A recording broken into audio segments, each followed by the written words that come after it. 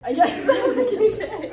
Hi, Miss Kelly. Today I have with me Phoebe Graham, an artist. So Phoebe, could you just tell me a little bit about the kind of work that you do and how you got into the field?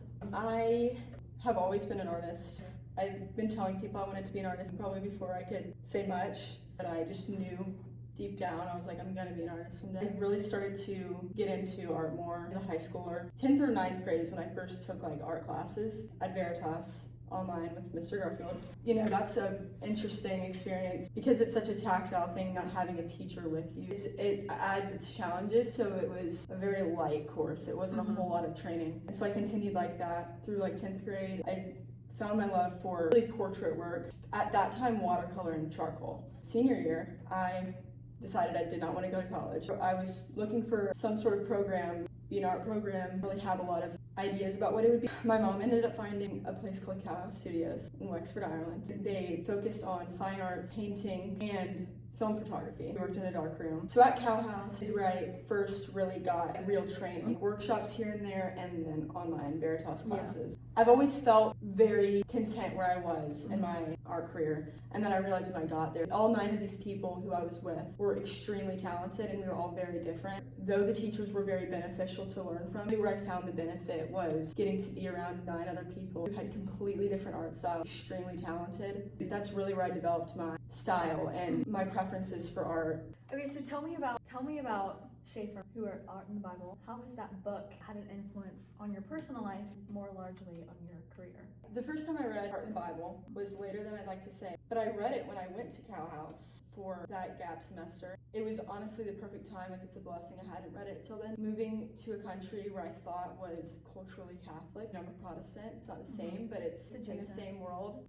Largely, it's very hated. They feel trauma from the church. They don't want to hear anything about it. I was terrified to even talk about it. And then eventually it came out that I was Christian. I became more comfortable talking about it. The more I talked about it, the more I felt a lot of rejection of my art and of what I had to say. I used words like my faith or my church. I felt mood shift in the room that they were not comfortable with hearing about it.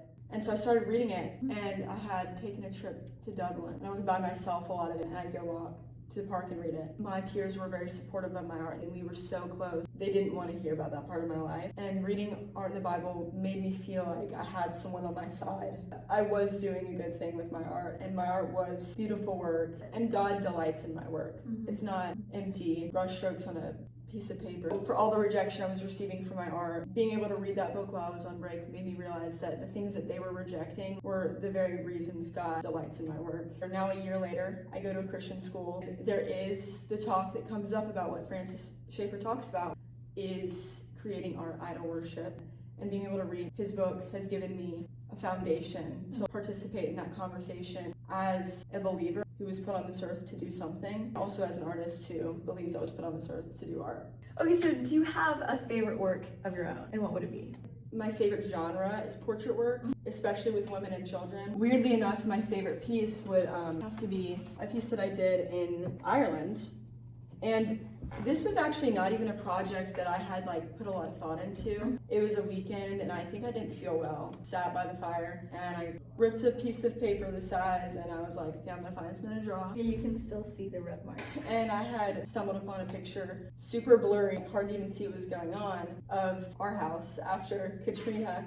My dad is sitting on the pile of what was left of our house and our stuff, which was all completely destroyed. I started drawing it, and I went in with graphite. Graphite is really my comfort zone. I just enjoy it. As I was going through it, I couldn't see what was going on because you don't get a lot of depth with graphite. It's just pretty gray. You don't get a lot of darks. Right. I had remembered doing a portrait of my grandpa where I used marker to go over a charcoal. And I was like, I'm gonna see if I can do this with graphite. I started to go over with the dark spaces with marker. Absolutely loved it. And all of my friends were like, never seen someone do mixed media with graphite and marker. When we went around to go do our critique where we pin everything up on the wall, if I stood slightly to the left or slightly to the right, it kind of just looks like a blob. When you look at graphite from the side, it's real shiny. The darks stay really dark. But that kind of ended up working perfectly along with just loving portrait work and loving the beauty that the Lord has created in the world. I've also kind of had a fascination with the opposite end of that, which is the broken side of the world. There's a fine line between becoming complacent with our brokenness and accepting it and embracing it. Psalm 50 51 tells us not bringing our blood guiltiness to him.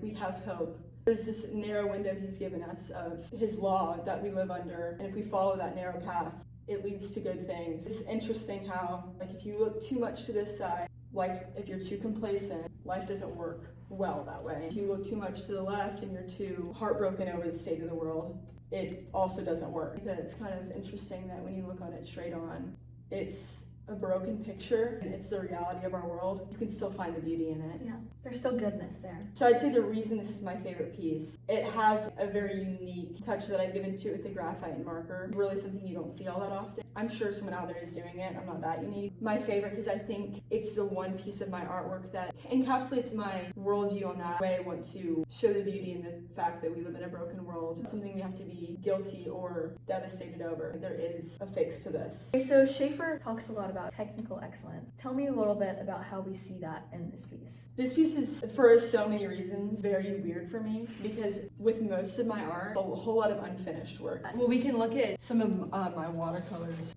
I'll just put all of them up there. These paintings I do, and there's a whole lot of detail in one thing. A lot of times it's in the face, and the rest I'm like, okay, I'm done now. It sort I'm of bored. fades out. I'd love to say it's an artistic choice, but I think a lot of times I just get bored. But it's become something that I actually really like artistically. It's really nice to look at. Here's another one. And a lot of the detail is like right here and in the mouth. Yeah, this is another one. This one was not planned. I just never finished it, and I think that it has inspired me to continue with my unfinished style.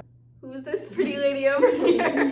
Portrait of the interviewer in question. I actually love this one. This one's a random one, and it's kind of weird, and I don't think it's that good. What was in my heart when I was making this shows through. I recently lost my grandmother. This is a picture of my very healthy mom, grandma's hand, which is depicted very sickly. This is a hard painting, but my mom's hand is really pink, which is like so unrealistic. And I didn't really know why I did that at the time, but I think I was just, it's the passage of time and it's a hard concept. That was what I was feeling at the time. Yeah. This one's also incomplete. This is an underpainting. So this is not even really a painting at all. For the paintings that I've sold and that people have commissioned from me have been my incomplete paintings. I really like that one, and I've actually never seen that one before. This is my main signature. Any sort of graphite or charcoal. And I really like people making weird faces. There's a lot more character to show in that. I think something I've always really appreciated about your art is someone who doesn't feel artistically inclined with like paintings and physical art. By you leaving some of the parts unfinished, your eyes kind of naturally go to the most important place. With completed paintings, you can do that with light. I've never been able to see that as well.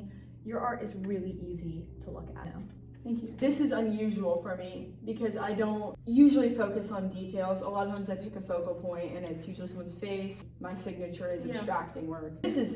Took me a whole weekend. I usually don't spend more than 8 hours on a painting. For being a pile of debris, you really can see every single little piece. This, I feel like, representing the brokenness of our world. I think the process of me making this felt like that. I had initially started at charcoal. There's so much detail work, and it was one of those paintings where I couldn't abstract. The point of this is absolute chaos. And usually with my work is I wanted to simplify it into the one thing I'm focusing on. And since the thing I'm focusing on was the chaos, I had to include all that. The charcoal I was not able to get those harsh lines. And so I had scratched that one and started over and went in with graphite. I was like, this just also looks like a whole lot of muddiness and it doesn't look good at all. I brought in a marker and I found that I really brought this piece to where it needed to be and just taking every step like a new step. The reason I had to make all these pivots, I don't really like to fight with mediums. Watercolor moves the second you put water near it. Even when it's dry, you can still see how it was moving. I didn't want to fight with the charcoal to try to make it something it was not. And I didn't want to try to fight with the graphite to make it something it was not. I like the limitations of an art medium to show through, or the strengths of it to show through, using them together to get where I want to go. This is something that you've touched on a little bit, but Schaefer talks a lot about validity in art. So where did this specific piece come from? And do you ever think about marketability and what people want to buy in general when you're making a given piece of art? For the first part of that question, usually when I start a piece of artwork, I look through my camera roll, or if I'm doing a portrait, I look for someone to sit for me. Not thought put in. Like, I just want to make something. Yeah. Sometimes there is, most of the time there not. In this case, there was not. I find meaning along the way. Getting to sit with this piece for, however many hours. Like, God taught me something through me doing this solitary work. Working with portraits, you know. This girl was a girl from my dad's like El Saltillo mission trip when he was a college student. I don't know who she is, and she's probably 40 or 50 now. I want, when I do a portrait, to convey something, and I want to convey what they're thinking, not what I'm thinking. So when I'm sitting with these references, it sounds goofy, but I'm almost trying to get to know what they're trying to tell me. The way I feel like she was looking at me was, my dad was on a mission trip, and I don't know who took this picture, but it was in his box. And she's like looking straight at the camera. Because the way she kind of looked at me was like, she wants to trust that person behind that camera, that they want to help her. She's just a little skeptical. By the end of working on these pieces, I feel like I've gotten to know them somehow, and maybe that is just what I wanted to say, but I like to think that I've maybe conveyed something that they wanted to say. So it sounds like you're saying you don't really think about marketability that much when you're making art. We had this one speaker who came to talk to us about that, and she really focused on marketability and marking up your artwork. Does like worrying about marketability compromise your artwork, and does it affect it? Because anything that I make just for enjoyment is always like something I want to do. It's never I feel pressure to make it. We just discussed for a long time, like, does that affect? The conclusion we came to was we want to make our art marketable, but not compromise what we would do originally. The way you go about it is finding your market. If you can't find your market, I just don't think I would want to create art, because I think at that point it's not art, it's just a painting, you know what I mean? And I think there's a difference between a painting and artwork.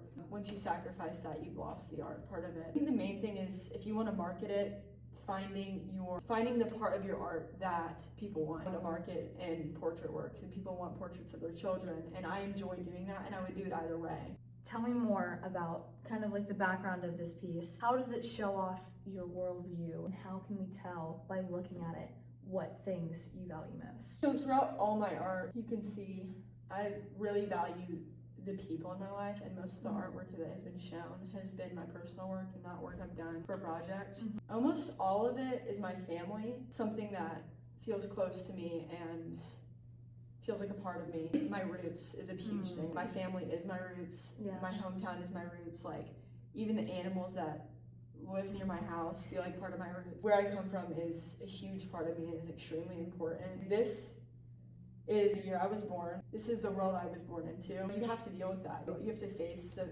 fact that we're born into a broken world, and I've already talked a lot about that. That I think was a huge, meaningful part of this for me. I mean, my dad being there, like, anything to do with my family and their history is important. That little girl that I drew with my dad, like, that is a part of his history. I think a huge influence in my art is my roots and my faith.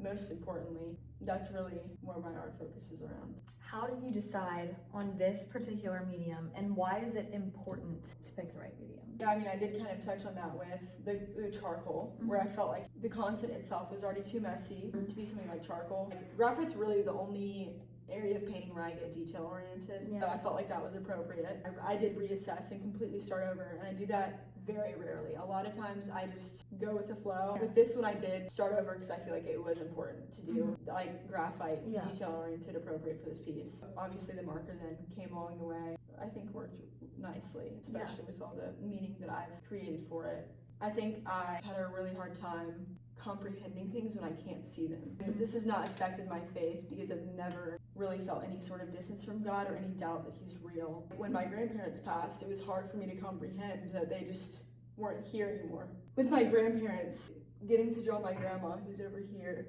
and my grandpa, getting to interact with them in that way again, I feel like I get to know them like better, even though they're now gone. Giving myself a visual of them and getting to like spend time with a visual of them is a different experience than just looking at a photo. It opens up a line of communication again. That's kind of how this felt. Katrina has been it's made a huge impact on the people around me and the place where I live.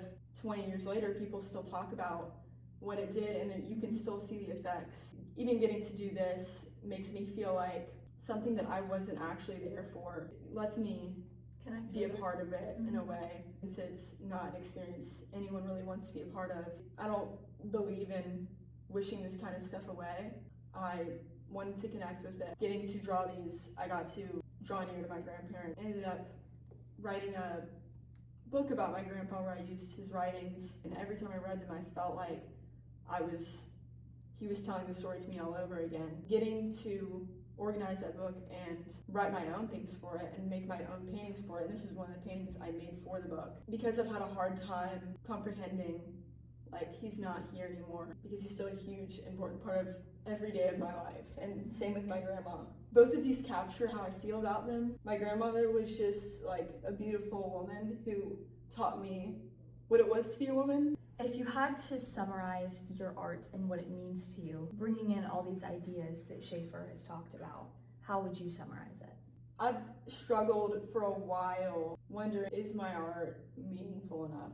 What I've experienced was like they really pushed the idea of like, what is your meaning? Like, what's your intention in this? My intention has always been obviously to bring glory to God, create because I think that's what he created me to do. Because they didn't understand who God was, they didn't have a relationship with him the way I did, they didn't accept that. And so I think that a lot of my friends like made a lot of art that had a lot of deep meaning about the hardships they've experienced in life. They were beautiful pieces, but coming from someone who I don't feel broken, I'm so blessed to have had a really beautiful life. I experienced hardships and I experienced having a hard time with friends in school, but the things that I really love and like want to talk about are not broken. I had wonderful grandparents, I had a wonderful family, and that's what I paint about. To them that wasn't enough. It seemed like what they wanted was like this big sob story negative. This is what's impacted me, has been a really positive thing, and I'm very blessed to have that. But a lot of artists don't accept that. There's beauty in that art, but I also think